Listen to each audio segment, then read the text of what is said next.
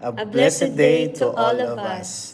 We are deeply thankful for the lives of our Bishop Oriel Baliano and Pastora Geraldine Baliano for their overflowing kindness in sending 20 missionaries to Coronadal and South Cotabato.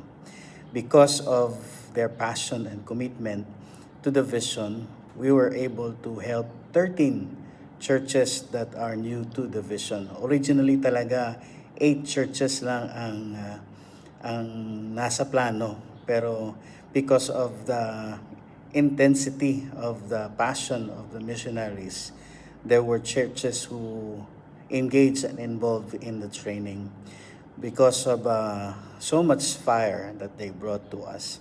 We have received so much through the training conducted for us. Yung unang training is yung training ng marketplace training, which we have 210 participants. Pastors and leaders training, intensive training with Pastora Geraldine Baliano with 357 participants.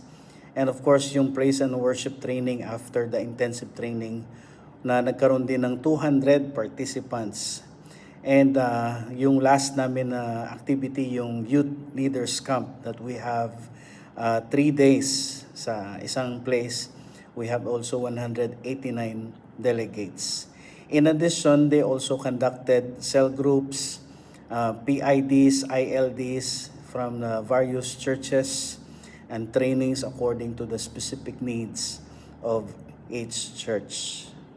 Through all of this, we have received so much greater clarity regarding the G12 vision, a deeper understanding on how to do discipleship intentionally. We receive as well alignment with God's heart for holiness and purity of the altar of the Lord, teaching on us how to live a balanced life in the Lord.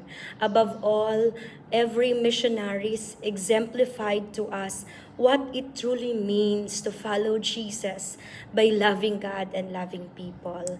There are not enough words to express how blessed the province of South Cotabato has been through this mission.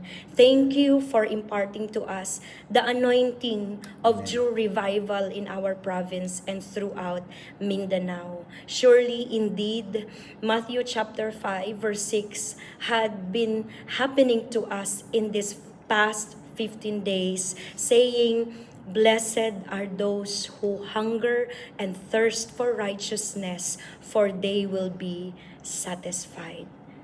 To God be all the glory. Thank you.